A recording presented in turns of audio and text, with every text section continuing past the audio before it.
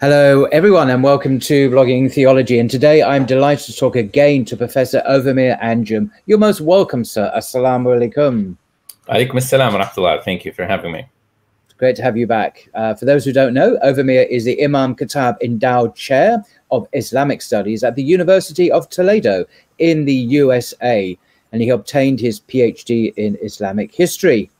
He is the author of this book, Politics, Law and Community in Islamic Thought by the Timaean Moment. There we go. Fantastic book. If you haven't got it, do consider getting it.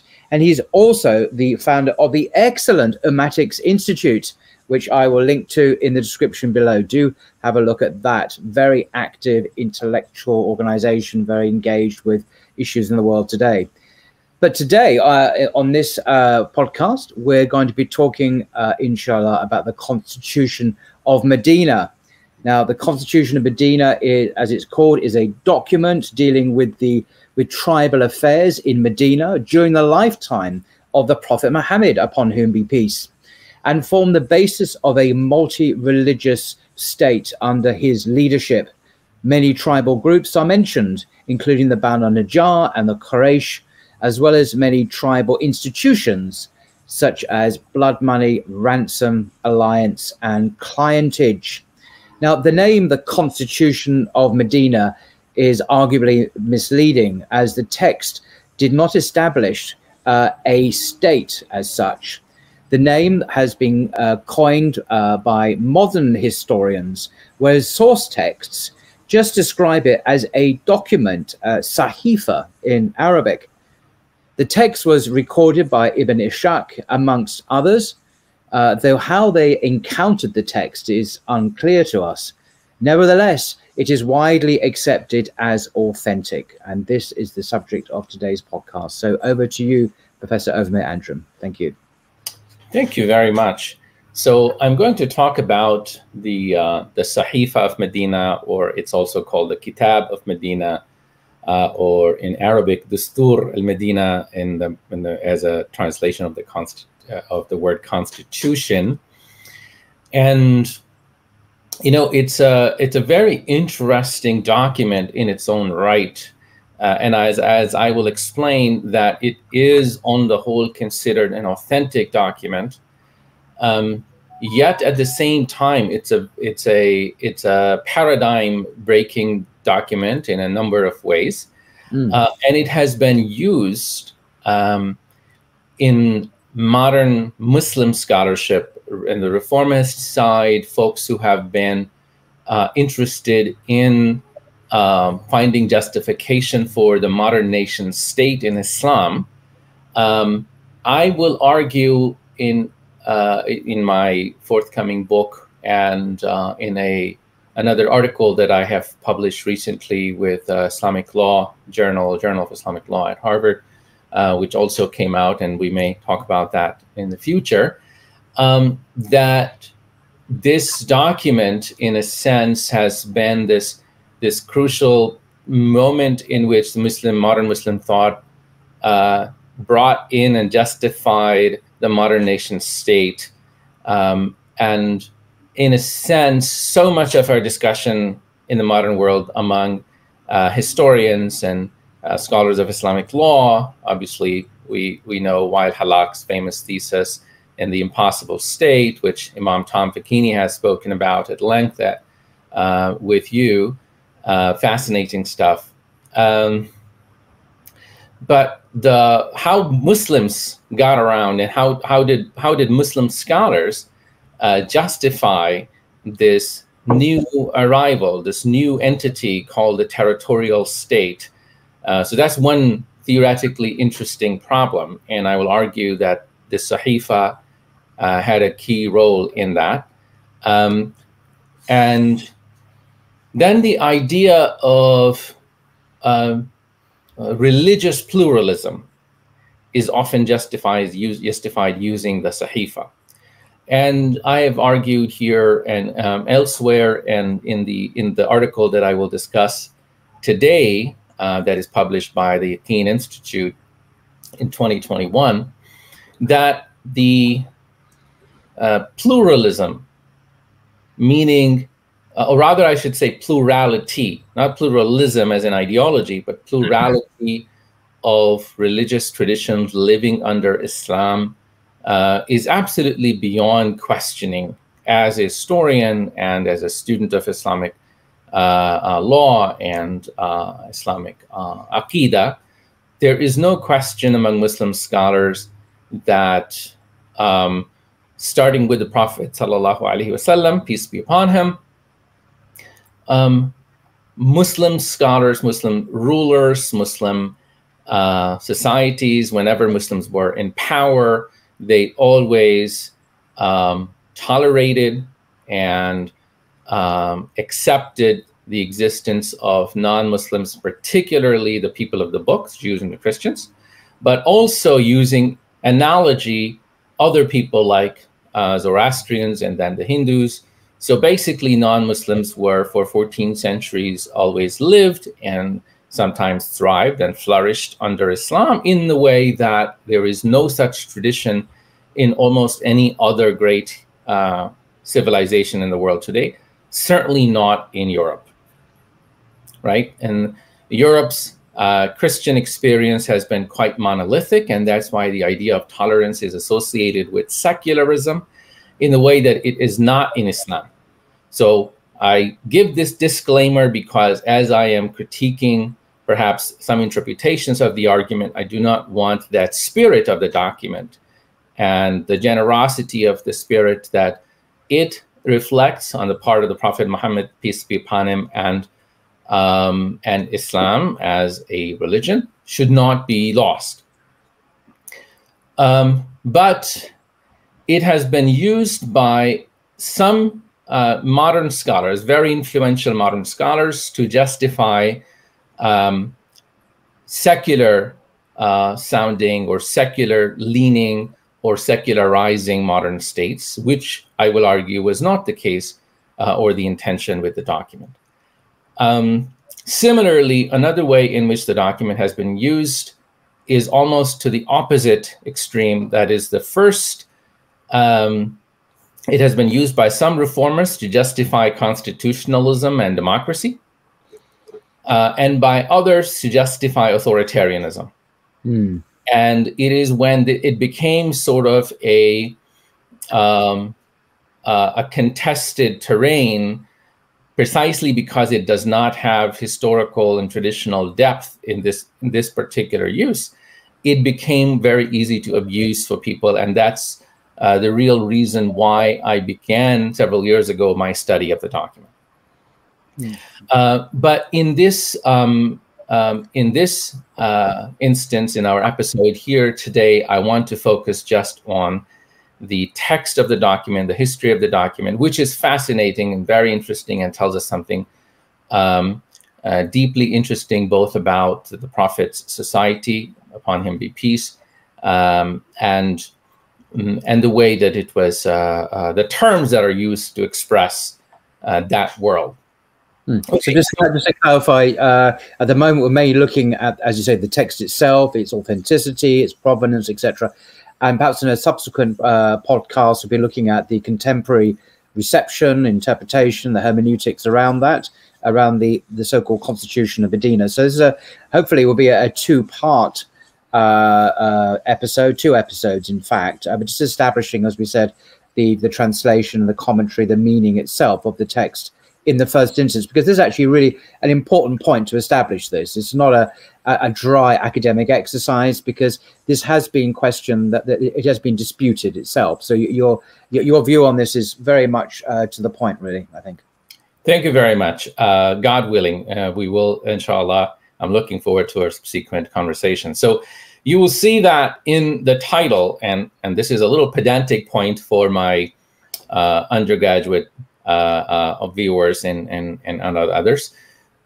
The double quotes here are doing a lot of work. In fact, if you look at the Constitution of Medina, if you take the quotes away, it completely misrepresents what this article is about, because it's really this article is about why there should be those double quotes there. What I mean by that is the Constitution is not an appropriate term for this very important document. Okay. So let's move on. This is so I start by contextualizing why this is important, and I will simply reiterate what I said. In modern Muslim imagination, the kitab or the sahifa, these are the two terms, sahifa and kitab, that are used in the document to refer to itself. It's not called dustur. The word dustur did not exist in Arabic in 7th century Arabia. But the meaning of the word dustur, in fact, is not used. What it is referred to when trying to describe it, it's referred to by its transmitters, Ibn Ishaq and Abu Ubaid. Those are the two transmissions that we're going to talk about later. In both, it is called a truce, a muwada'a. Not a dustur, not a constitution or anything of the sort. But also with it, there is, it is described as it could also be called by, particularly in the modern period, as a wathiqa, simply an agreement. And I think that's an acceptable word. Now, the difficulty with the document is that it is presented as a singular and self-standing document, as a constitution is. When you say something is a constitution, that means it's singular, it's self-standing, it proclaims rights and duties to the between the rulers and the ruled.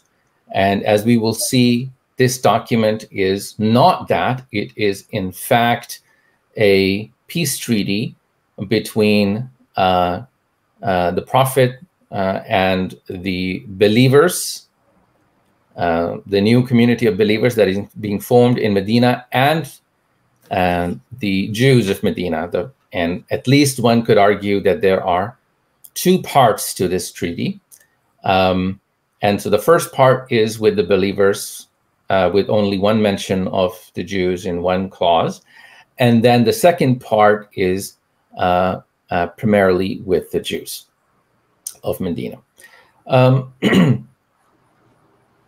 right, so why do I argue that it's not a constitution? I will not go into it here, and there may be a subsequent conversation, but I'll give you the main points. Number one, despite its importance, which I will not deny, and its authenticity, which is questionable on formal grounds, but I will not deny it, and no scholar that I know, or at least the majority of scholars, both Muslim and non-Muslim, critical as well as traditional, accept its authenticity.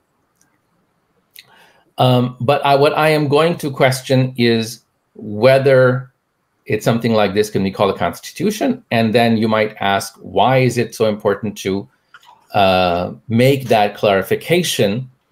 And the short answer to that is that if you say something is a constitution, then it is a singular self-standing document that other important documents may serve as footnotes to it, but it becomes the primary text.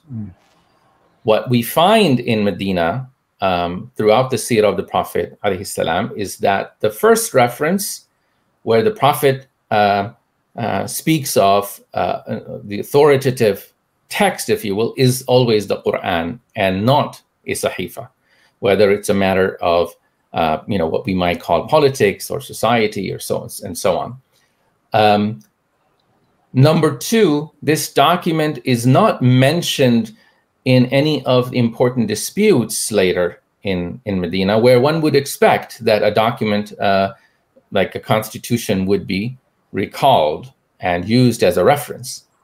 Number three, it is preserved with a very checkered, an interrupted history. It does not have a single sahih chain by the standard of hadith criticism.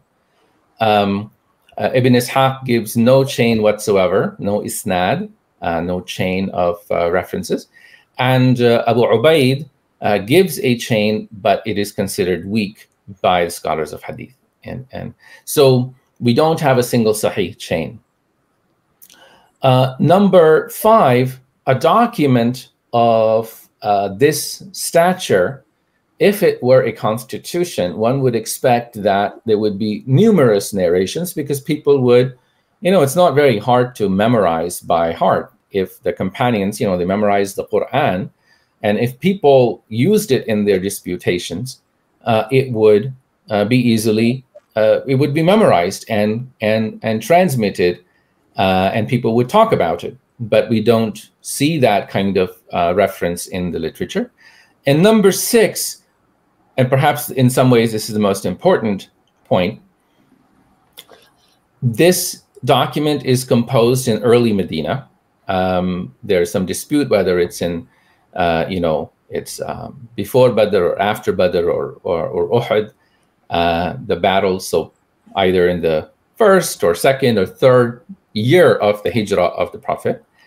In my investigation, I argue, or I agree with those scholars who say that it was written in the 3rd year of Hijrah.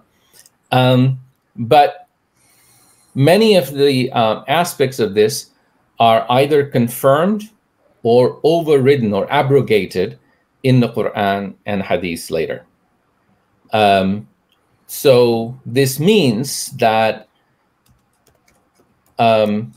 it should not be considered even if it is seen as a singularly important document in the early period, many of its parts have been abrogated.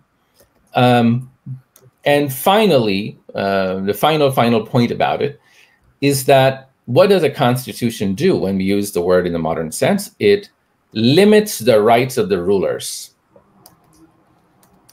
In this case, the ruler is God and his spokesperson, the Prophet Muhammad, peace be upon him. The Sahifa, this document, does not limit the rights of God. In fact, it or the rights of the Prophet. It does bind Muslims and non-Muslims in certain in important terms, and that's going to be important. Nevertheless, the right of to abrogate it and add to it is there in the document itself, but also exercised by the Quran, as the Quran overrides many of its terms. So that being the big picture case for why I think it should not be called the Sahifa. Sorry, a constitution or a dastur, but it should be referred to as a Sahifa or a kitab, and it should be studied as a historical document. Okay.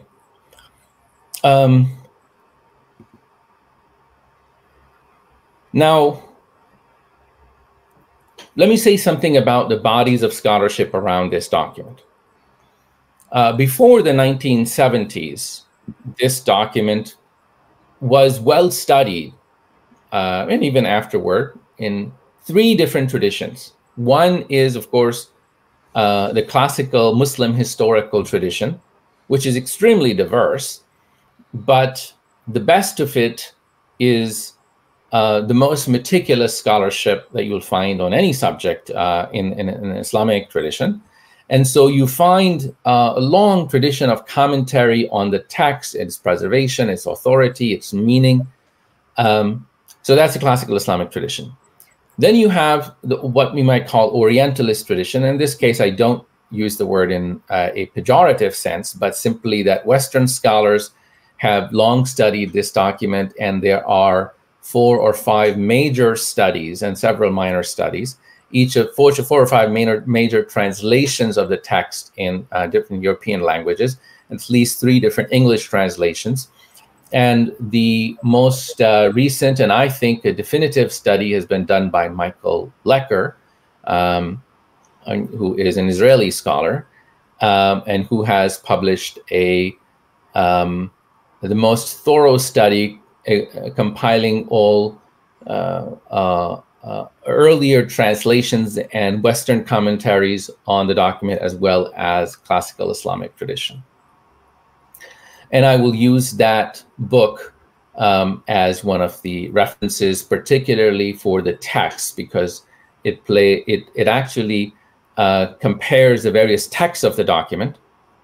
And when we look at the variations, we realize something very important also that's well known to scholars of hadith, that every hadith that we have is known in different versions. In fact, the famous scholar of hadith says, if I don't have a dozen versions of a hadith, I don't know the hadith. Whereas we think that if you read one version of the hadith, maybe from Bukhari or Muslim, or maybe somebody's quoting it in a famous text like a Nawawi's, Riyadh al-Salihin, then we know the hadith. But at the scholarly level, if you don't know the various versions of a hadith, know the variations and have and the various isnad or transmission, the history of its transmission, you don't really know a hadith. So in a sense, the scholarly level, it has been studied at length, and that's good news. I think that when you look at Muslim scholars, contemporary or rather modern Muslim scholars, before 1970s, it was studied still as an artifact of the seerah or history of the Prophet ﷺ. But after the 1970s, it begins to be referred as the constitution with a particular valence, particular value given to that word.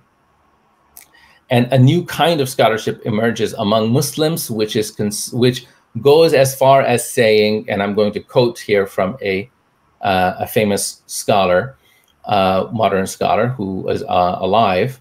May Allah increase his life and benefit us from him. He says that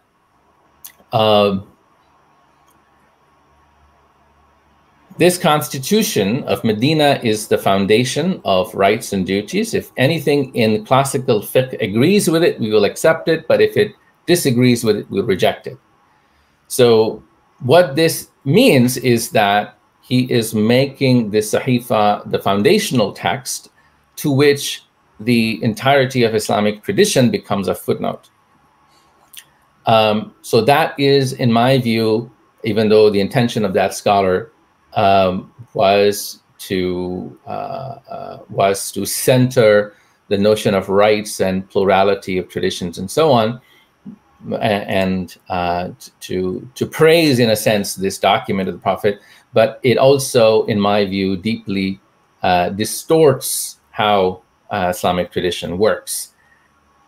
Okay, now let us jump right into the document.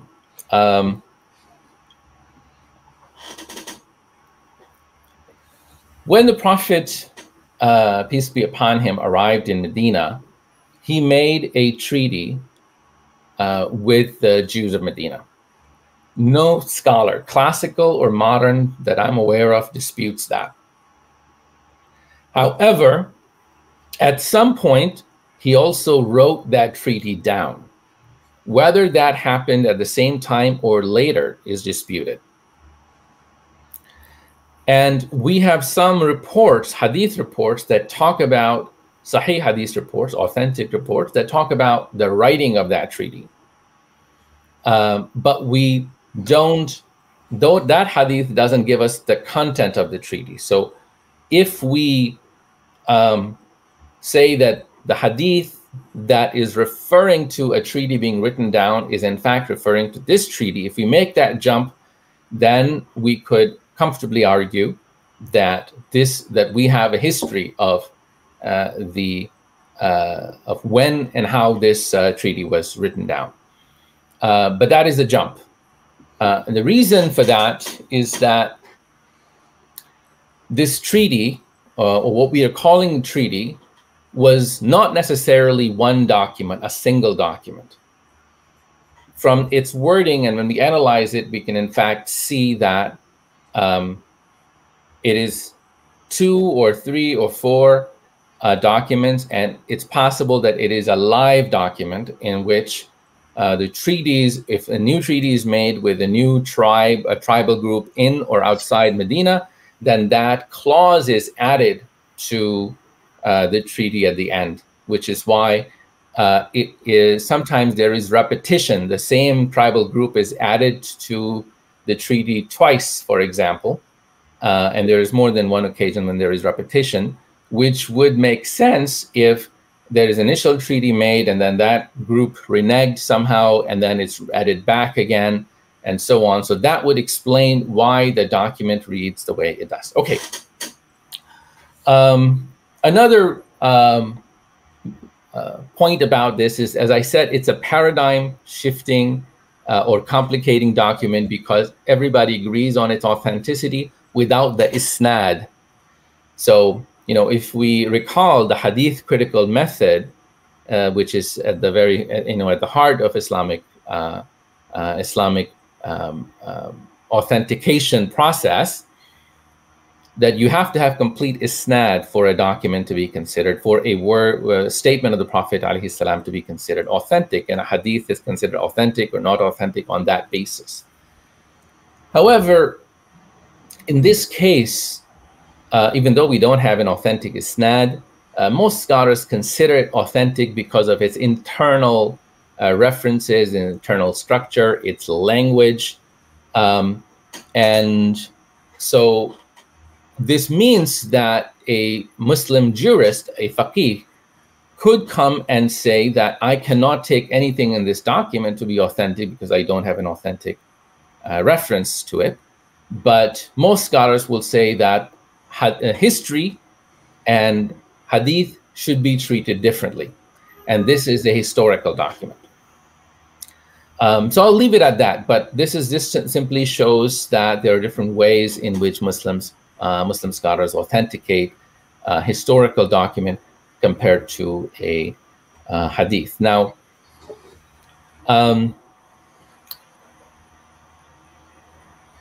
the document has to be divided at least in two parts. That is, whether it was many other treaties at different times with different people, that can be disputed, but it's hard to dispute that there are at least two main parties, and the first half of the document, as it's preserved, is with the believers, and the second is with the Jews of Medina.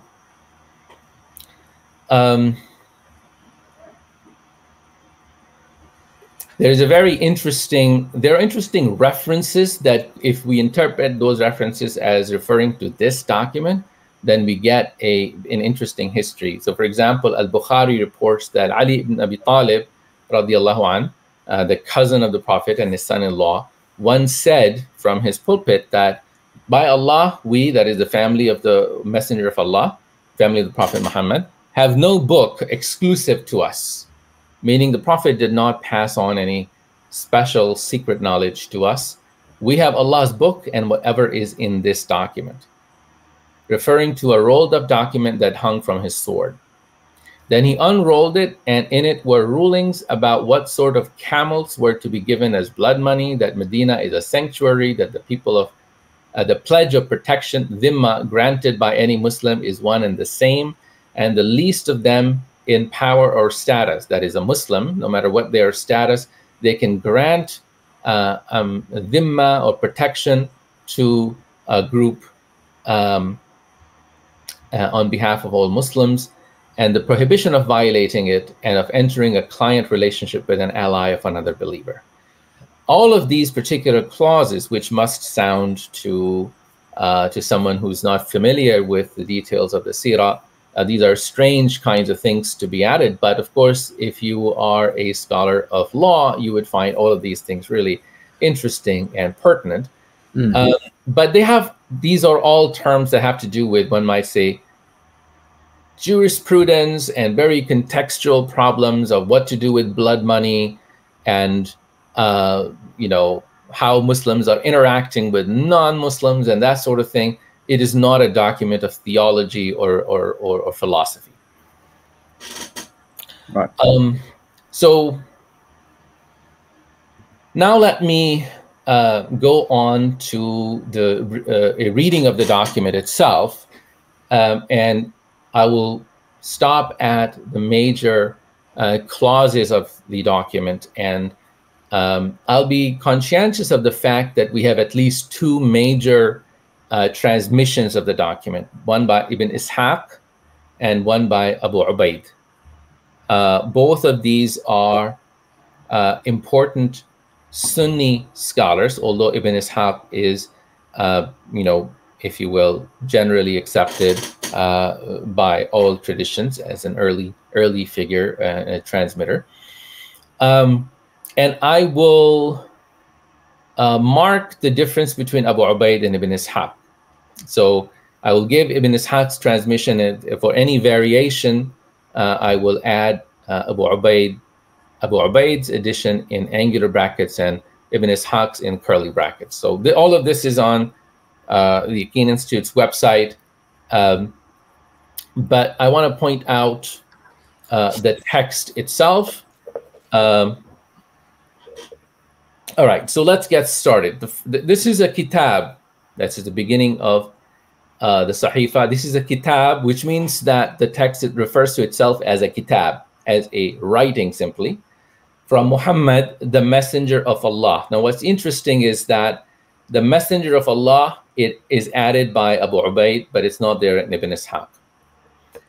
Between the believers, mu'minun, and muslimun, Muslims of the Quraysh, and Yathrib, and those who join them, settle with them and make jihad, that is armed struggle, alongside them.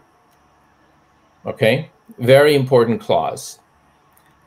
It does a number of things. First of all, you may note that if you're writing a treaty with non-Muslims in mind who don't believe that the Prophet is the messenger of Allah, the phrase Rasulullah may be omitted, right, as it is in the case of Ibn Ishaq. Now, secondly, what's interesting is that Muslims, that the followers of the Prophet, are divided into two categories, or one might say that they are referred to in two different terms. One is mu'minun, believers, and the other is muslimun, Muslims of Quraysh, and Yathrib, and those who join them. So what this means, this is in fact, I explain in my footnotes and the commentary here, but the Quran distinguishes between mu'min and Muslim. In Surah Al-Hujurat, for example, we read وقالت الأعراب آمنا قل لم تؤمنوا ولكن قولوا أسلمنا. The Bedouins came to the Prophet and said, we have become believers. And the Quran says, no, do not say you have become believers, but you have become Muslims. And if you read the Quran, throughout the Quran, the way the followers of the Prophet are referred to is not as Muslims, but as mu'min. So the standard phrase to refer to Muslims or to the followers of the Prophet Muhammad is Ya ayyuhalladhina amanu, or you who have believed, or al-mu'minun, qad aflaha al-mu'minun, the believers have succeeded, have achieved success. So mu'min is the word, iman. And Muslim is used as a description of people, like muhsinun, those who do good, or as-sadiqun, the truthful. Muslimun are those who surrender to God, those who submit to God. But in Surah Al-Hujurat, there is a difference between the true followers of the Prophet, who have both joined the Prophet, surrendered, joined the group of the Prophet, and in their heart have become believers, and those who have joined the Prophet, one might say, and accepted his authority, but their hearts are still on a journey. So a simple way to explain this is that Muslim is the name for entry-level followers of the Prophet, whereas mu'min is the name for the true followers of the Prophet. This is going to become really important because recently some Orientalists, including Professor Fred Donner, or rather he specifically at the University of Chicago, has argued that, and has made much of this distinction between Muslim and mu'min, and he has argued that mu'min applied not only to those who converted to Islam and became followers of the Prophet Muhammad, but also to Jews and Christians. And the argument that he wants to make on that basis, and this document actually is his primary reference, that look, Muhammad alayhi salam, he wanted to start a believers movement, a monotheist movement, where whether they believed in his specific mission or not, or if there were Jews and Christians, they were all welcome, it was all okay. But that only later, possibly post the Prophet himself, more strident verses were added to the Quran, which excluded, or perhaps that as the Jews and Christians rejected the Prophet, the Prophet Muhammad himself became, if you will, more strident and exclusionary toward them.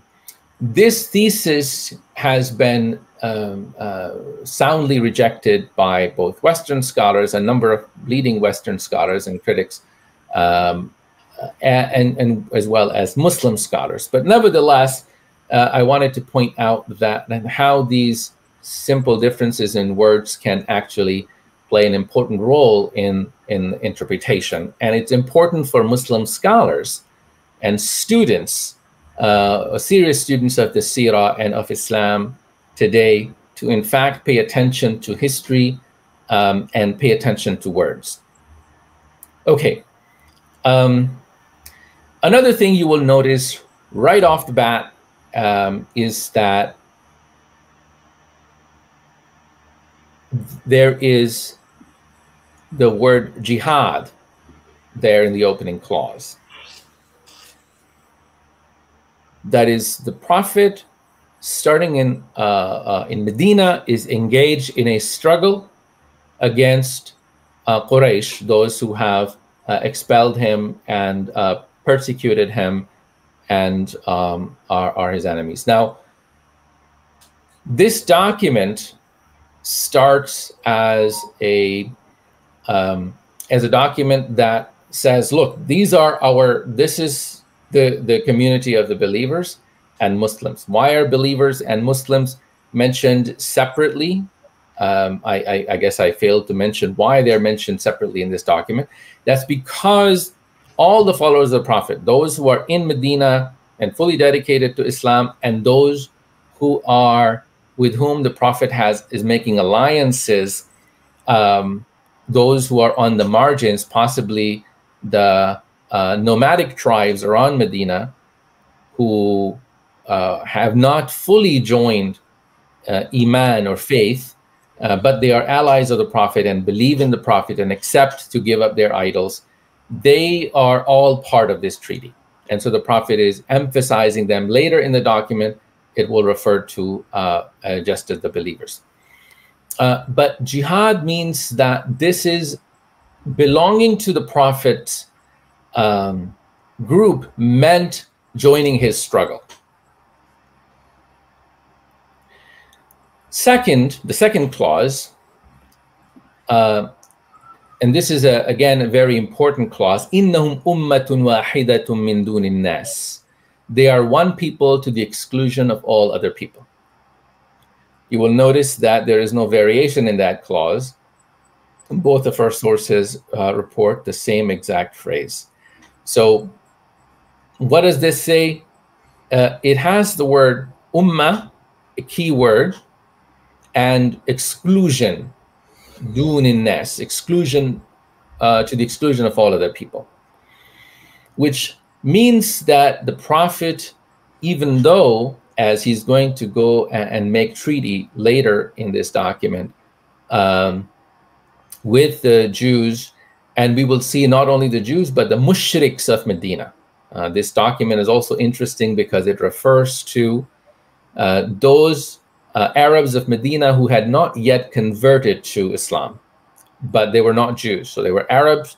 So Arab non-Muslims were called mushriks, and then the Jews were called the Yahud.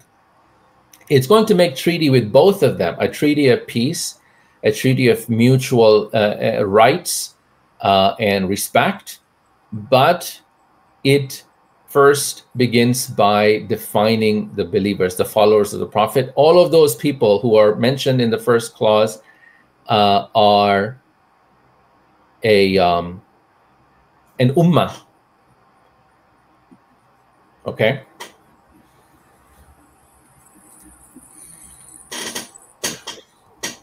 Now,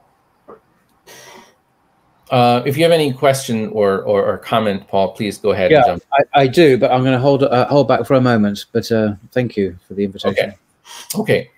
Of course, some people may remember or note that the Prophet refers to the city as Yathrib.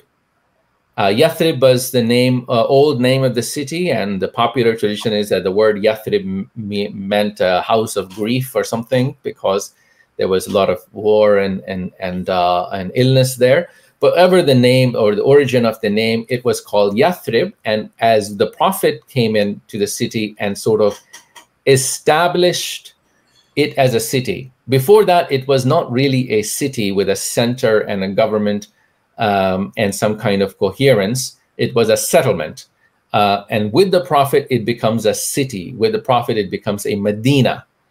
And Medina means the origin of the word being deen, which is that there's some kind of code, some kind of way of exchanging rights and duties between the inhabitants is established in a Medina, in a city. So that's why, with the coming of the Prophet, it begins to be called Medinatun Nabi, the city of the Prophet, and then it's shortened to and referred to just as the city, Al-Medina. The third clause takes us into the nitty-gritty of what Medinan life was like, and it also tells you something about the Prophet's, one might say, practical and generous politics. The immigrants, that is the Muhajirun from Quraysh, keep to their tribal organization and leadership. Cooperating with each other regarding blood money and related matters, and ransoming their captives according to what is customary and equitable among the believers. So something interesting is happening here. There are more than 100 men and women who have come as immigrants from Medina, Muhajirun. They come from different clans, different tribes, but all of them together form one clan in Medina. They're going to share two things. One, the system of blood money, and the other, that if they have anyone is captured by the enemy, they come together for ransom. So ransom and blood money, those are, if you will, the two social and political institutions of pre-Islamic Arabia that the Prophet, peace be upon him, imports without hesitation. Those are, if you will, good and acceptable institutions. In a sense, they're kind of like a co-op. A co-op is established in a group in which any kind of liability you may have, it could be your car insurance, it could be that you accidentally engaged in a manslaughter, and now you have to give blood money, and you individually cannot pay, but you belong to this group, this aqila, that will chip in to pay blood money, right? So in a sense, it is a unit of social organization, and that the Prophet says all the people that came from Mecca are going to be part of one. And then he goes on to say, all of these different clans of the Medinan Muslims who had converted to Islam, they were called Ansar, or helpers. They are going to keep their ma'akil, their insurance groups, one might say, as they were before. In other words, keep doing what you were doing in terms of your insurance and blood money. And then he names each of the major sub-clans of Medina. So these were the two, and I have given here a map of the clans of the Khazraj tribe. So when the Prophet comes to Medina, there are 2 major Arab tribes and 3 major Jewish tribes. The 2 Arab tribes are Khazraj and Aus. These are the main clans of the Khazraj, Banu Auf, Banu al-Najjar, Banu Jusham, Banu Ka'ab, or Sa'ida ibn Ka'ab, and Al-Harith. I apologize for these really strange sounding names, especially if you're not used to reading the Sirah.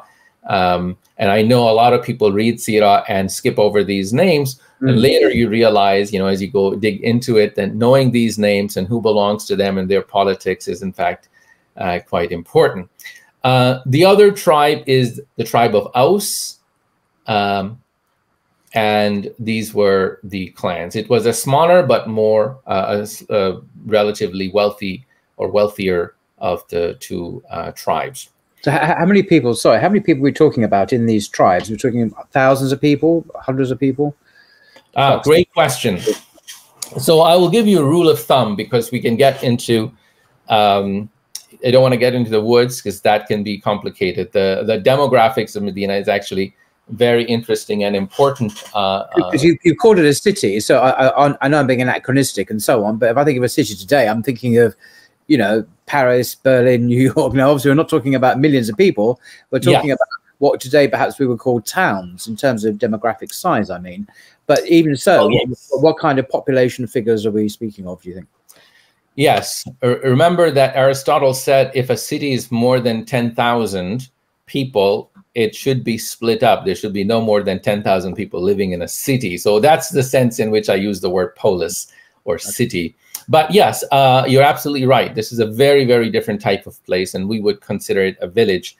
But it is a rule of thumb. There are 3 Jewish tribes and 2 Arab tribes. And then there are some immigrants from Mecca.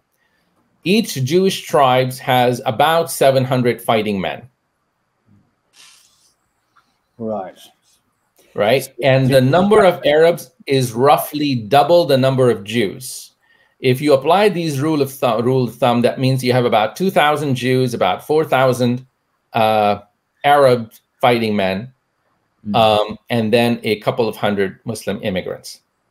These are just the men. And then you had, for every man, you could imagine old men, children, and women. And maybe that number could be as high as 3 or 4 times that number.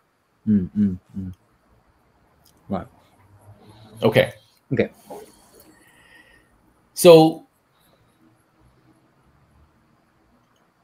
we could imagine the city of Medina approximately 10,000 people, including the surrounding. Right.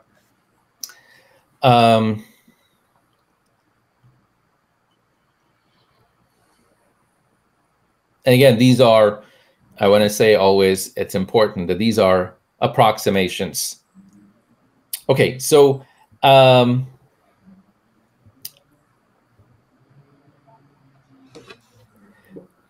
important, after enumerating each of the tribes and telling each of the clans and telling them that, look, you keep your organization as it was, your the good part of your pre-Islamic organization was that you took care of each other, right? There was ransom and blood money. You're going to keep that. And then we get into the new responsibilities that are now added as believers. And again, so far, we're only talking about believers. There is no mention of the Jews per se. The believers clause number 12, the believers shall not neglect to give aid to a debtor among themselves, according to what is customary in matters of ransom or blood money. And no believer shall make an alliance with an ally of another believer to the exclusion of the latter. So alliance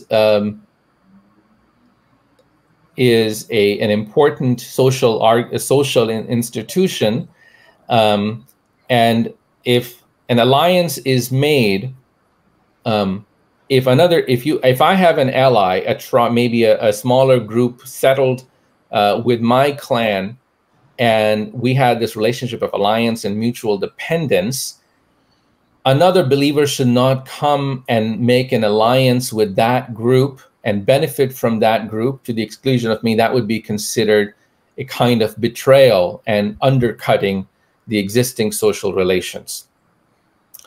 The God-fearing believers are against whoever, clause 13, whoever of them acts wrongly, baga, or seeks an act of injustice, the si'ah, or promotes sin, transgression, or evil among the believers, they shall all unite against him, even if he is the son of one of them.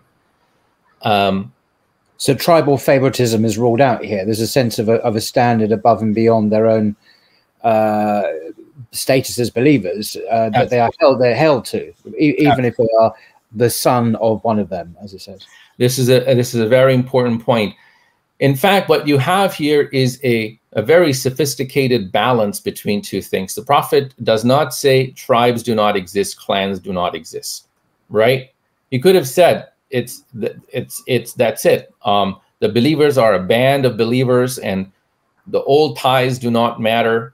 We're just going to start from scratch. No, he in fact says the good part of your ties was that you had this social insurance going, that you had these groups, keep them. But when it comes to injustice, when there is something wrong done, then you have to stand even against yourself. Now, I want to point to something that I haven't yet mentioned, but I think it's an important part for any student of the Sirah, or in my view, also of tafsir, that there's something called intertextuality. You have to read the texts together.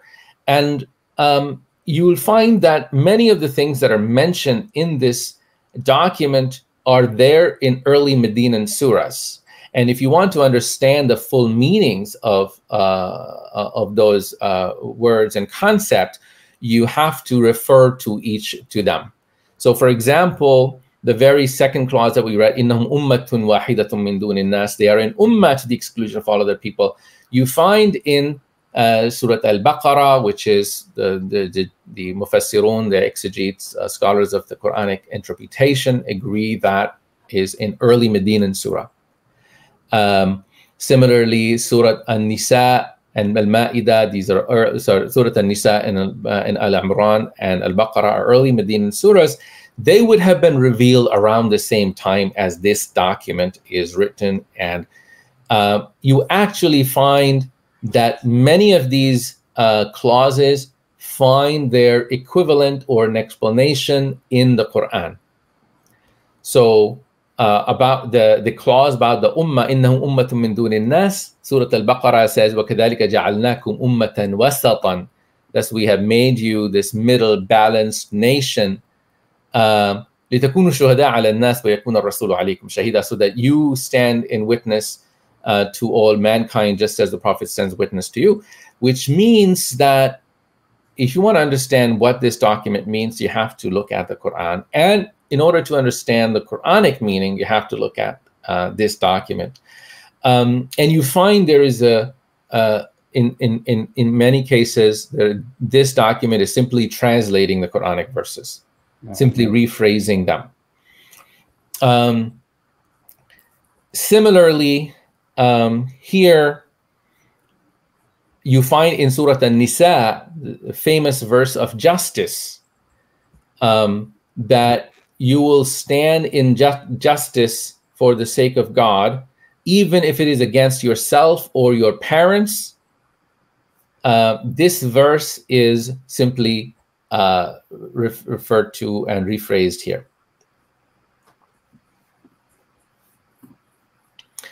Number 14, clause number 14, a believer shall not kill a believer for a non-believer and will not aid a non-believer against a believer. So again, this is a group ethic. A believer will not kill a believer for a non-believer. This is somewhat of a enigmatic phrase or statement at first sight, but what it means, or I guess it has two immediate meanings that come. One, you will not kill a believer, and you will not kill a believer for a non-believer, meaning for killing a non-believer. And you might say, does this mean that the life of a non-believer has no value? You can just kill a non-believer. Well, this very document shows that the treaty is being made with the mushrik and the Jews who are non-believers. So what does this document then mean? The immediate meaning of this is that just before the Prophet came, the Aus and Khazraj, the two major tribes, just had ended a long civil war between them. And basically there was nobody whose father or uncle or brother or cousin had not been killed by someone on the other side. But they were all kafirs, they were all non-believers. So what this verse is, or this statement is saying, in its very immediate meaning to its audience, is that you are not going to kill a believer now for killing your non-believing relative. Right, right. So this is a good example of a statement really requiring some historical context to be understood correctly, because I've heard certain missionaries cite this without any regard to historical context to make it sound different from the way you've just explained it. So yeah.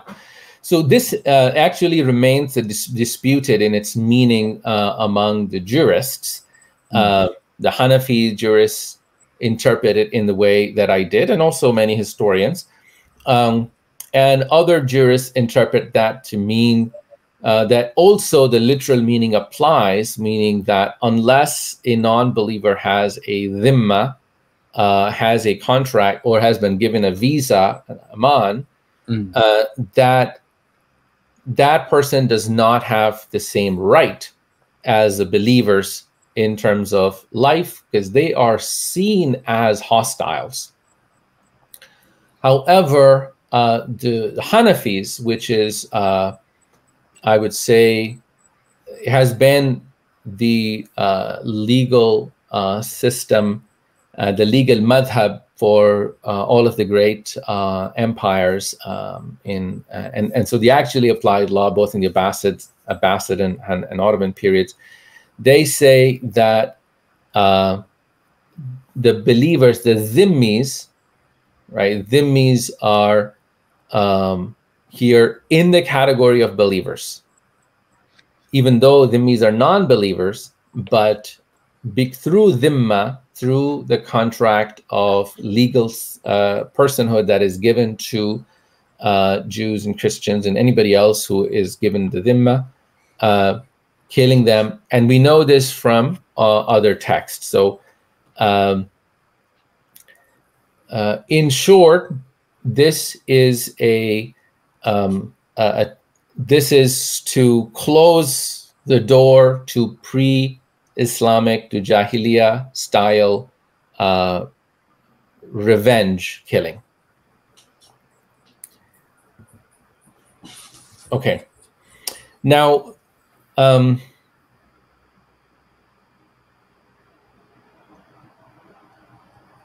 clause 15, that the protection of Allah is one, meaning that the believer is entitled to the least of them, meaning that somebody who may be a slave, right?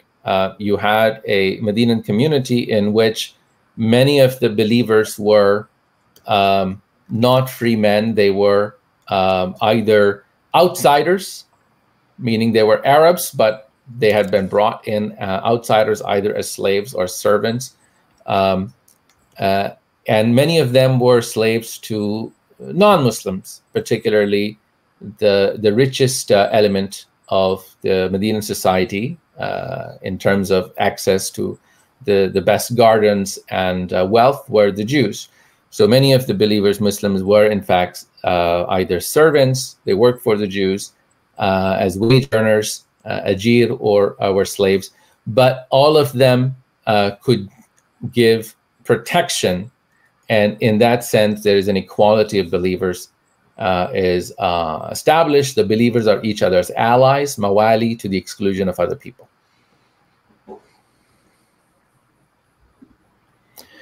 Now, the next one, the next clause mentions the Jews for the first time.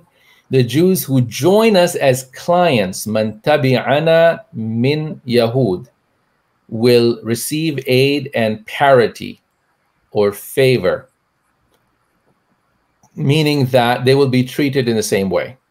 And all of the clauses that we've been talking about, even though they're not the believers, but non-believers can join this contract, the clauses that have been mentioned in general. They will not be wronged, nor will their enemies be aided against them.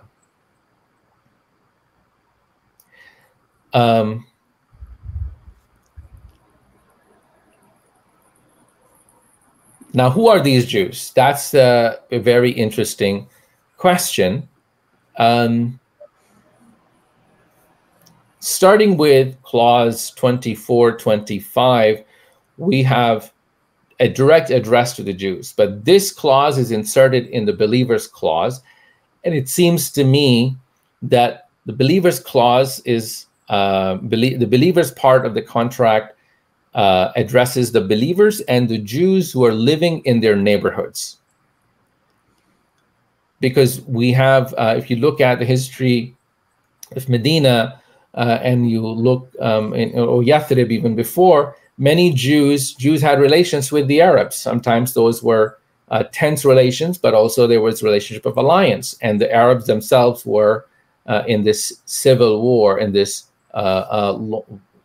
so the Jews had sided with either side. Jewish tribes themselves were split. And some Jews, the Arabs both resented the Jews in some ways, partly because of the financial transactions, but also they looked up to them because of their learning, their scripture.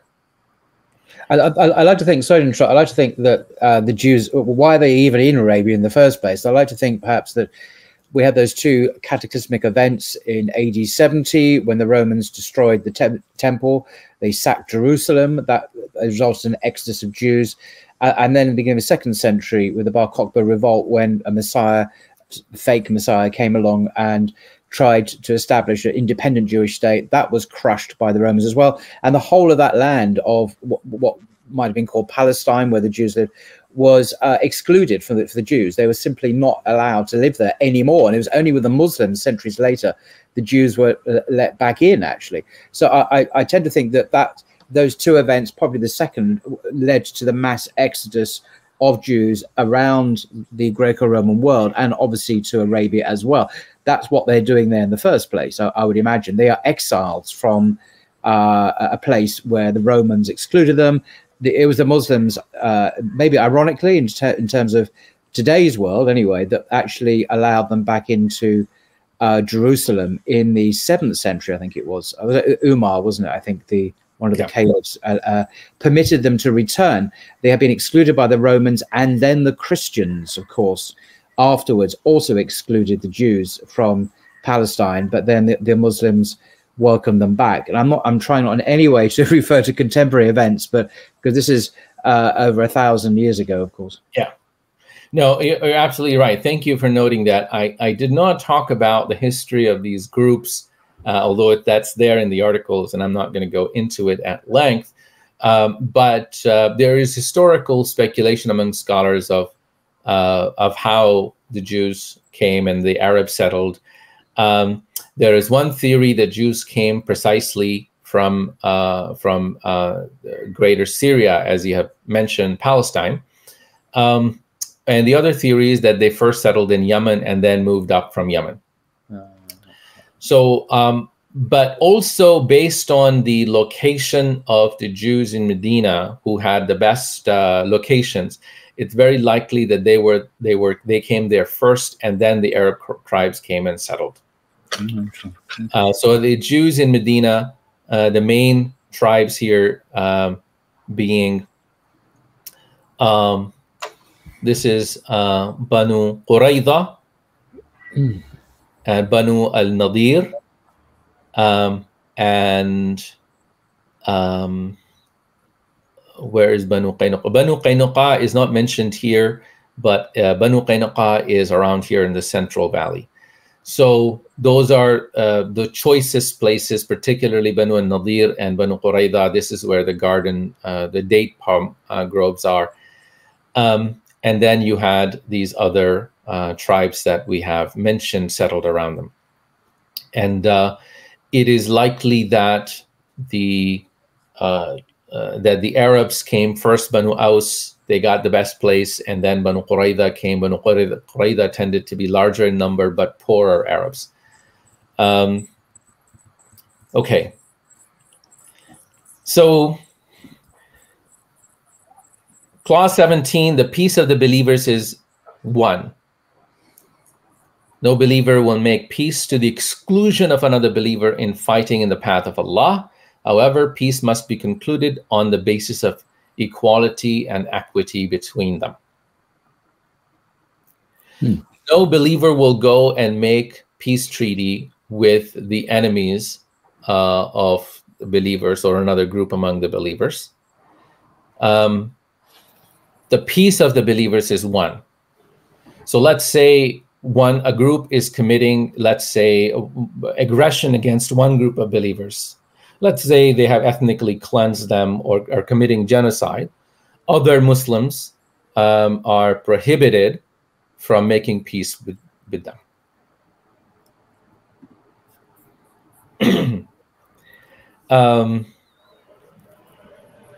In every expedition made with us, the parties take turns with one another. Again, this is, among the believers who's going out, who's responsible. There is a sense of justice that's being established here. The believer exact full vengeance for the blood of one another that is shed in the way of Allah. So there is a sanctity being established for the blood of the believers. And this is very important. This is what tribal and group solidarity meant back then, and it means until today, right? I often think about, you have, if an American citizen is harmed anywhere in the world, unless that citizen is harmed by Israel, America is going to be very upset about it. As we know that you could start a war, send drones and kill, hundreds and hundreds of innocent people, if this kind of, in order to protect a citizen and idea of citizenship. This is very important. You could say the Prophet is establishing a kind of parity, that it's not just the important believers, but all believers, anyone who joins, they're going to be protected. Their blood is going to be protected, and nobody should take a believer's blood lightly. And I want to hear quote the explanation of one Western scholar, Sargent, who explains, the whole Ummah Confederation is responsible for avenging any of its members killed by parties outside of it. And Michael Lecker explains that, quote, the retaliation for one's death was usually the duty of his aqila, the blood money group. The kitab, this document that is, does not abolish the aqila, and the believers, mu'minun, do not form one aqila. But some mu'minun whose aqila, whose blood group still included many polytheists, needed to be assured that should their blood be shed in the cause of Allah, full retaliation would be exacted by their fellow mu'minun. Meaning that there is an interesting, if you will, safety net here, that if your family betrays you or leaves you, to hangs you out to dry because you're a Muslim and they are mushriks, then all of the believers will ensure that you are protected. Clause 20, God-fearing believers guarantee the best and most upright fulfillment of this treaty. A mushrik will not grant protection to any property or to any person of the Quraysh, nor will he intervene between them and a believer. So again, this is a very interesting clause relating to, one might say, the foreign relations of this entity. That a mushrik, the Prophet recognizes there are mushriks living among Muslims. They might even be in the majority. And the Prophet is at war with Quraysh. Quraysh, remember, have aggressed against Islam from the beginning and are now, starting with the Badr, there is an active conflict between Muslims, between the Prophet's party and Quraysh. Now, mushriks that are living in Medina are tempted. In fact, we have some evidence in hadith reports and historical reports that there was some clandestine communication going on between Quraysh and mushriks of Medina. In fact, not just the mushriks, but hypocrites or munafiqun of Medina were thinking of uniting against the Prophet and this small community of believers. So the Prophet is saying that a mushrik that is living within these clans will not grant protection will not side with the Quraysh, who are also mushrik. They might see them as co-religionists, but in this case, they are signing up to the believers will not turn against them, and they cannot turn against the believers and side with and ally with the believers' enemies. Number 21, when evidence has been established that someone has wrongfully killed a believer, then he's liable to be killed in retaliation unless the wali of the murdered is satisfied. This is also an interesting, one might say, Islamic intervention in pre-Islamic traditions.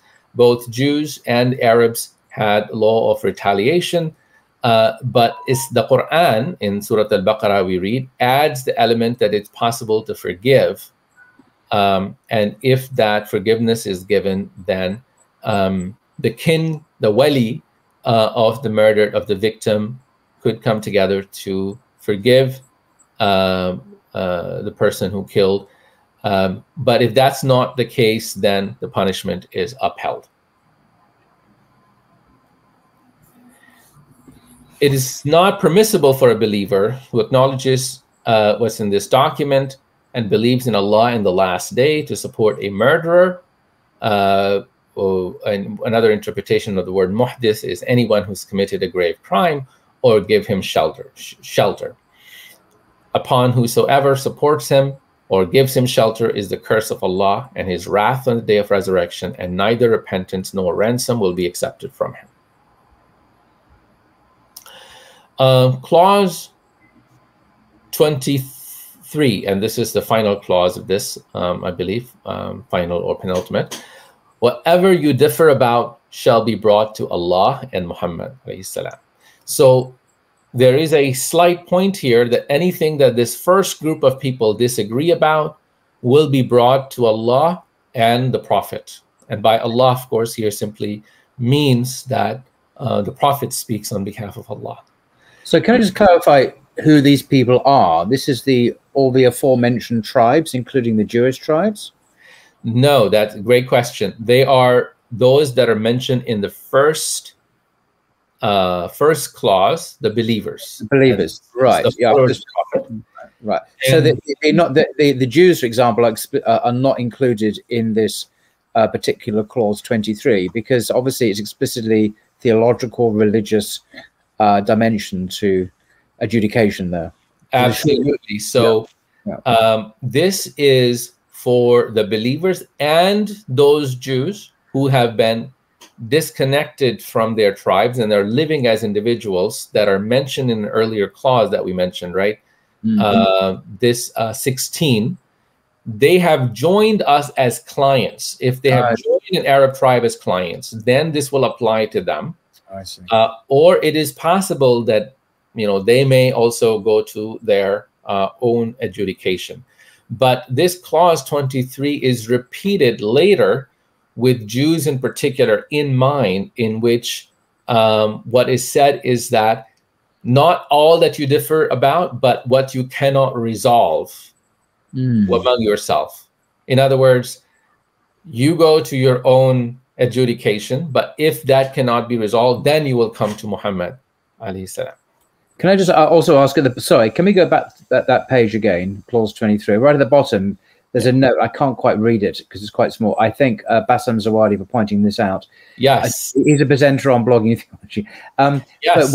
But what is that note referring to? Just so credit can be given again, if that's right. Yes, indeed. So this is to, if you look at clause 23 in the explanation, and I gave in the explanation this clause and the last one closely, that is 22 and 23, resemble the verse in Surah An-Nisa 459.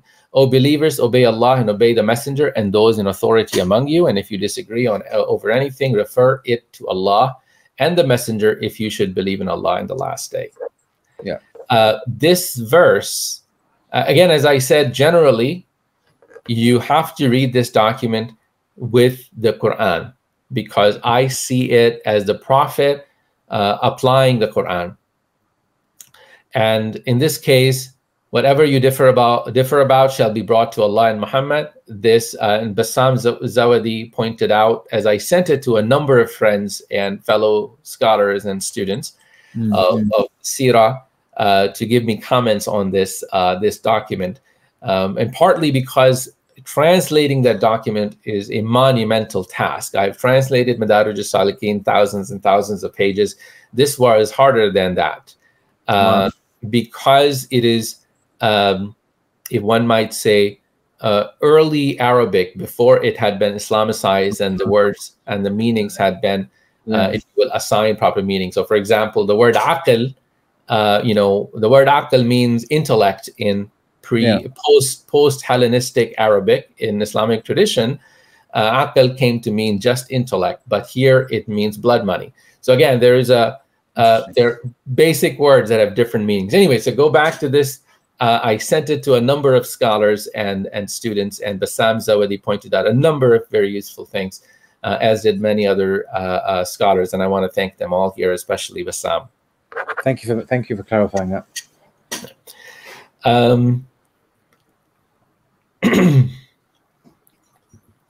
So now we get to the second part of the document, the truce with the Jews, the one about which you know, there's so much discussion in the modern Muslim discourse, and you will find often, and perhaps the most interesting thing about this, the reference to this document, is that you find its reference everywhere in modern Muslim discourse, but very few scholars ever actually read it in its historical context and give its meaning.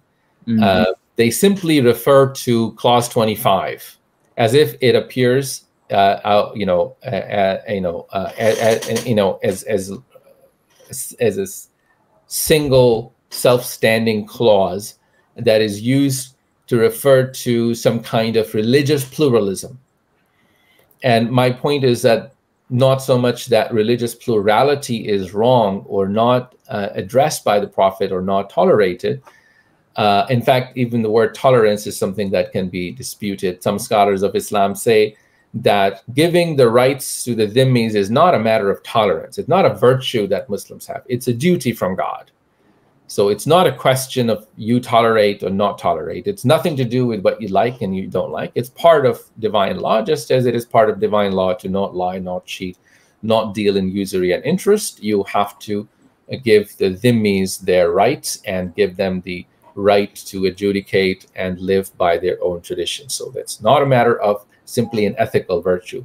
So one might say the legal tolerance and legal coexistence that is granted to the dhimmis. There is no doubt about that, but this clause is used in a different way. So let me take it one by one. Clause 24, the Jews bear expenses along with the believers so long as they continue at war. So again, you could say that this treaty is made in conditions of war.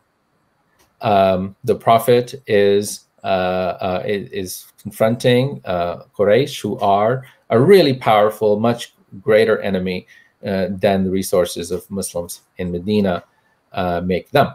So the Jews here are, they live in certain neighborhoods, and in some ways, the protection of those neighborhoods and whatever expenses come in, if there is an attack on Medina, the Jews have to bear that. Which is to say that this is a different kind of dhimma agreement, if we can accept that this was a dhimma agreement, which is what I argue at the end, that the Sahifa of Medina is nothing but a dhimma agreement. And people talk about dhimma and dhimmitude in all sorts of terms, but there's a lot of Orientalist writing about it, and then popular attacks about it. But the dhimma is to give legal protection to a minority religious group. But this legal protection comes with certain terms. Later in Islam, when Muslims became strong, and because Muslims were a warrior class, Muslims became warriors, and that meant that they could be called to war at any time. Those who were not going to war, they could busy themselves with agriculture, for instance, or trade, had to pay a poll tax for protection because they were not participating in the war. In this case, the Jews, Muslims are not yet a confident warrior group. They are weak, and the Jews are participants, even though they are a minority. They are going to be participating in their zimma. They're going to buy, in a sense, their legal protection by saying that we will pay taxes, if you will. We will, but pay taxes in a different kind of way, not a poll tax per head, but rather as a group, they're going to pay for their defense.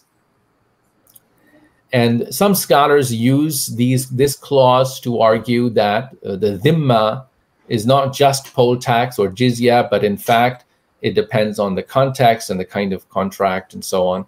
I'm going to set that discussion aside, but this is simply to say this was the proto-dhimma agreement before Muslims were triumphant, and later in Medina after the opening of Mecca and when Muslims became powerful. This is before that, and you could say that this is the older dhimma agreement. And the modern jurists argue that there is no reason why this kind of dhimma agreement could not be resorted to given modern kind of citizenship and the fact that the Muslims are no longer a warrior class. In fact, in many ways, one makes a lot more money, which already was the case in medieval Islam. One can make a lot more money by doing agriculture and trade than by going out to war, in which case poll tax would be decidedly a disadvantage for the Muslims, because you could be very rich and just pay poll tax and be protected, whereas Muslims are unable to engage in those lucrative professions because they could be called to war at any time. So again, this is sort of, it helps us contextualize the dhimma and jizya as institutions. Clause 25, the Jews of Banu Auf are a community alongside or a community from, or they're secure from. And here the various recensions of the document become really important. This key word of what is the relationship between the Jews of Banu Auf and the believers. There are at least four different wordings that are used in different recensions. One is the Jews of Inna Yahuda Bani Auf Ummatun Ma'al Mu'minin Ummatum Minal Mu'minin Aw Amanatum Minal Mu'minin. And number four, Inna Lil Yahudi Inna Li Yahud Bani Auf Dhimmatum Minal Mu'minin. I'm just giving you the Arabic for these various renderings. Now, what is the significance of this difference? If we accept the translation that they are an ummah ma'al mu'minin, that they are another ummah alongside the ummah of the believers, which is an unproblematic reading. That's the reading you find in Ibn Ishaq. The version in Abu Ubaid is that innahum ummatum minal mu'minin, that they are an ummah from among the believers. And if you accept this rendering, then one could, even though Abu Ubaid says when he gives this version, he himself immediately, if you will, explains that it doesn't mean that they are believers. Nevertheless, this is a possible reading, and this is what one finds in Fred Donner. Like, basically, he takes this reading and runs with it. But Michael Lecker actually does the most thorough reading of all the related documents, and he establishes that the most likely reading is in Yahud or Yahud Bani Auf, Inna al-Yahuda amanatum min al-mu'minin. They are simply secure from or protected from the believers, meaning that the believers are not going to harm them according to the terms that are laid out in this this document. Okay. Now, what's also interesting is that it doesn't say the Jews of Medina. It says the Jews of Bani Auf. And then 20 clauses, 26, 25, 26, 27, 28, 29, 30. These 6 clauses repeat the same phrase for a different tribal name. Now, each of those tribal names, Banu Auf, Banu al-Najjar, Banu Haritha, Banu al-Haritha, Banu Sa'ida, Banu Jusham, and Banu Aus, those 6 groups are not Jews. They're not Jewish tribes. They're not Jewish clans. And this is the one thing that really tells you something deep about this document that most people ignore. These are Ansari tribes. These are Arab Muslim tribes. So what does it mean to say the Jews of Banu Tha'laba, the Jews of Banu Auf? It's kind of like saying, and pardon me for it, these are sensitive times right now, but this is like saying the Jews of Egypt, the Jews of Saudi Arabia, the Jews of Iran, rather than saying Israel. Right. So this is the interesting thing, that there are 3 main Jewish tribes in Medina. They are not named in the document. Banu Qaynuqa, Banu al-Nadir, and Banu Qurayza. And this, in some ways, is the biggest enigma about this document, that it is often seen as the muwada'a or truce with the Jews, but where are the main Jewish tribes? Why are Jews being referred to as being part of these 6 and more Arab Muslim tribes? Their leadership has become Muslim, and so they are practically Muslim Arab tribes, even though they have mushriks and Jews among them. So that's the interesting part, and different scholars come up with different interpretations of that fact. My own explanation is that this document, in fact, would have been written at a time when Banu Qaynuqa had been sent into exile and Banu al-Nadir had been sent into exile, if it's written in the third year of Hijrah, and that Banu Qurayza are the only Jewish tribe that are left. They are sent into exile. Of course, that's a long story and for a separate time, but they had been engaged, they had been conspiring with Quraysh, with the Meccans, against the Prophet, whom they saw as a newcomer and a threat to their place in Medina and their power. So this means that this treaty is, even though verbally the Prophet made this treaty from the beginning with all of the tribes, by the time it's written down, we have only one Jewish tribe left, and then many other Jews that are living among Medinans. Right. And that one tribe, Banu Qurayza, are they mentioned or not mentioned? In my view, there are two possibilities. One is that they are referred to as Jews of Banu Auf, because Banu Qurayza are referred to as allies of an existing powerful Ansari Medinan clan of Arabs. The other possibility is that there is a separate treaty with Banu Qurayza that we are not that has not been preserved. It may or may not have been written down, but we know there was a treaty with them. But whether it was this treaty or it is meaning this treaty, or they're referred to indirectly in this. Those both possibilities exist, and scholars, there are scholars on both sides. Mm. Okay. So the rest of the document names a number of Jewish clans that were either Jews allies, they were Jews themselves, or allies of Jews among the nomads. And then I'm not going to go into that kind of detail. It's fascinating and important to understand, but I'm going to simply end this presentation and open up for discussion questions with some of the clauses that are then added to, vis-a-vis Jews.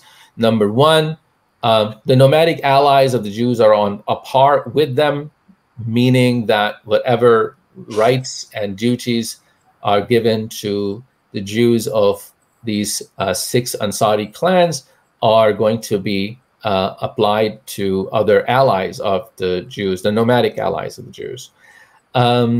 None of them, that is clause 36, none of them, the Jews, may leave without Muhammad's consent, alayhi salam.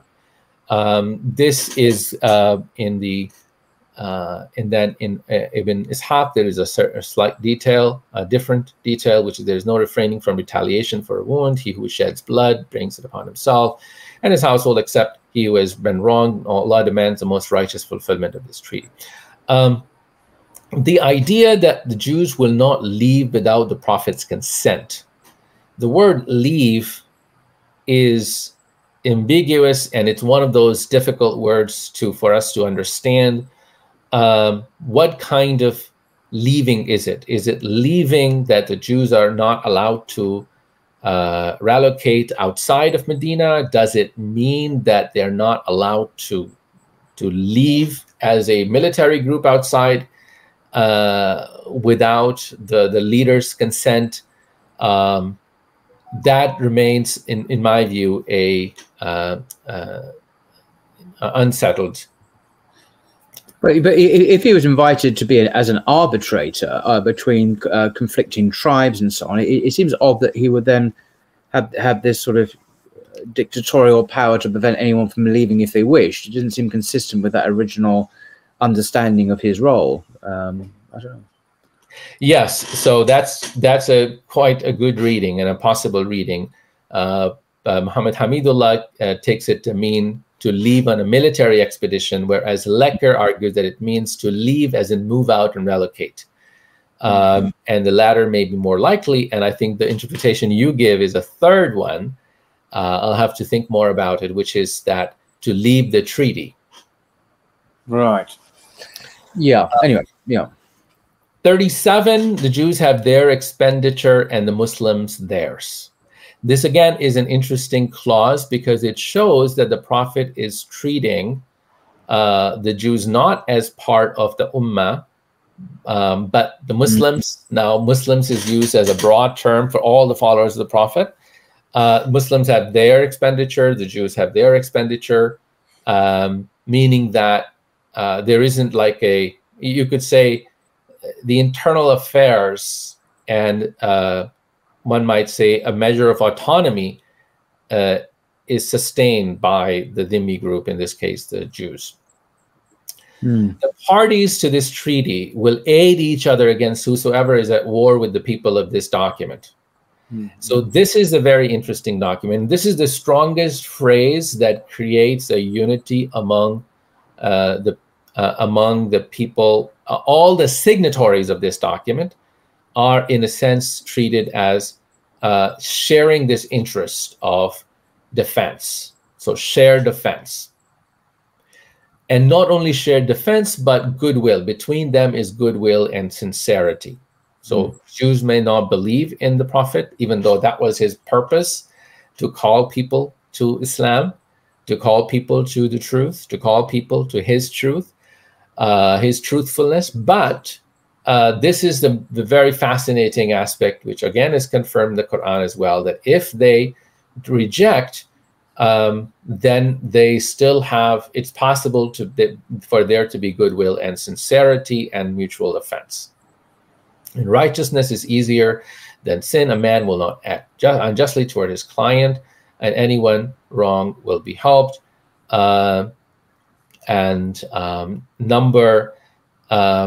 38, the Jews bear expenses along with the believers so long as they continue at war. This is a repetition of clause 24, likely because it was either there was contention about it and there needed to be a reminder again. Number 39, the valley of Yathrib or Medina is a haram. The word haram means a sanctuary. And in Abu Ubaid, the term is haram, which is also the name for sanctuary. Today, Muslims refer to Mecca and Medina and Bayt al-Maqdis, the mosque in Jerusalem, as haram, the sanctuaries. So the valley of Yathrib is a haram. It's a sanctuary for the parties to this document, meaning none of them as individuals can be attacked. They are protected from they and their properties are protected in these territories. Number 40, the protected neighbor, jar, is like oneself so long as he does not harm or act treacherously, meaning give your rights to your neighbor that is Muslim or Jew like you would protect for yourself, so long as this neighbor is not acting treacherously. No protection may be granted without the permission of the parties to this document. Meaning, do not go and make allies against some enemy of some part of Medina, of this Medinan parties. Then the next clause is about murder, and 43 is another interesting one. No protection will be granted to Quraysh, nor to whoever supports them. Do not make an alliance with thee. So this means that, it's hard to say that this is a religiously neutral constitution. This is a constitution where the prophet is first and foremost and consistently a prophet whose mission is to make da'wah, whose mission is to call to God, and the Quraysh have become the enemies of that. Quraysh are at war with the Prophet. So the Jews or the mushriks of Medina, the pagans of Medina, do not have a right to say that we are going to make peace with Quraysh. You will not go around us and make peace. This is again something that's repeated over and over in the document. That this seems to be the main thing about the document, that we are at war, support each other, And 45, and that's the last that last one that I'm going to elaborate on. 45 is that if the Jews are called to an agreement, they will accept it. And if they call for the same, it is incumbent upon the believers to accept it. So there is a goodwill and a possibility of future expansion of the document that is very interesting. And this is, I think, that those who argue for coexistence, this is their best argument.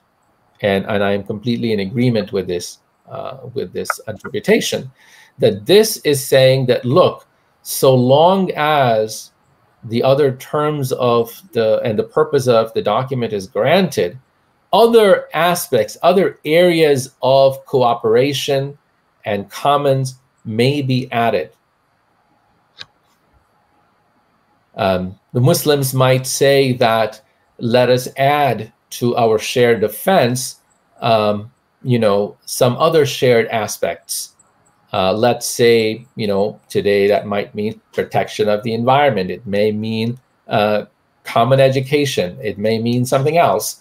So long as both parties agree, they will, so long as, basically this is not just that you should agree to it, but that it is incumbent on the believers that anything that's done in a goodwill will be accepted.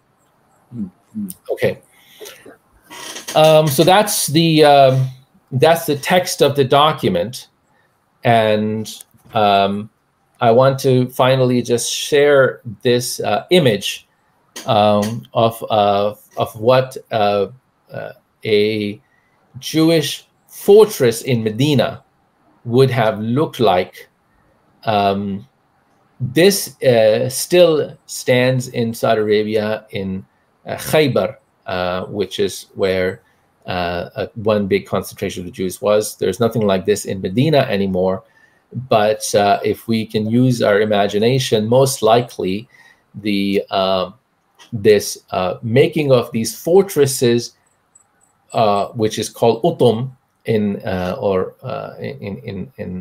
Arabic, these utum, or these fortresses, were a characteristic of the Jews. The way Jews lived, Jewish tribes, they lived in these fortresses, whereas the Arabs lived on the ground. And this is also where there's an interesting history. Most likely Jews had learned the building of these fortresses in Syria, and maybe from the Romans, and they had brought that, if you will, technology that had given them strength and protection in Medina. Okay. Okay, so I will stop here, and thank you. Say if there are any questions anything that came to your mind. Thank you very much indeed, by the way, for doing this extraordinary essay, which I will link to in the description below of the Keen Institute website. Absolutely fascinating scholarship. Thank you for that. So I've got many questions, but just one or two really I think we've got time for. One is there any explicit mention of Christians at all as part of this so-called Constitution of Medina? I don't recall you mentioning them. Maybe I missed it. You're right. There is no mention because, again, this is not a constitution, in my view, that gives a full picture. It is quite likely that even the Jews are not all included in the document. And so it is a treaty among the believers, and the first part, and then it is a treaty with those Jews who remained in Medina at the time. Many of them were living among the Arabs, and likely with the last remaining Jewish tribe. And it is quite likely that other treaties existed with other entities. There's no reason for a historian to say that there were no other treaties. Right. It's just interesting that there are no Christians mentioned at all. There were no Christians living in Medina, and Christians lived. The main interaction with the Christians throughout the Sirah is either with the Roman Empire, but then there are Arab Christians, particularly in Najran, south in Yemen. And we do have reports that the Prophet interacted with them, sent a mission to them, and when Surah Al-Imran, the third surah of the Quran, refers to that interaction at length. And then we know that the Prophet made a treaty with the Christians of Najran, which was also similar, but a very generous treaty as well. They had, they could practice their religion.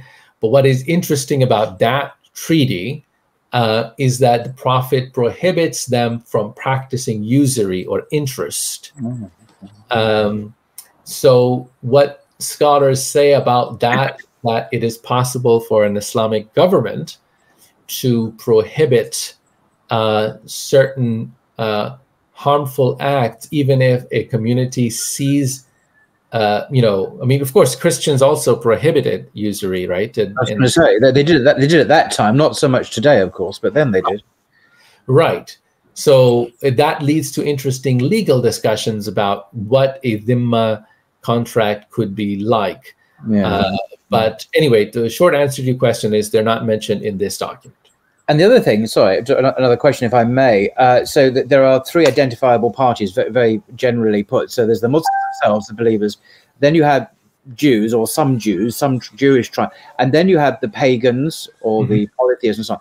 But was it not the case that later on, that last group, the pagans, were excluded from the Hijaz region? This is not Saudi Arabia, as we would call it, that whole massive peninsula from coast to coast. That's not what we're talking about. At that time, I understand the area under discussion was a much smaller area, but nevertheless, they were ultimately excluded from that area because only Islam was to be the religion in that area. So in the light of that later fact, how does that impact on our understanding of the so-called Constitution of Medina in terms of its?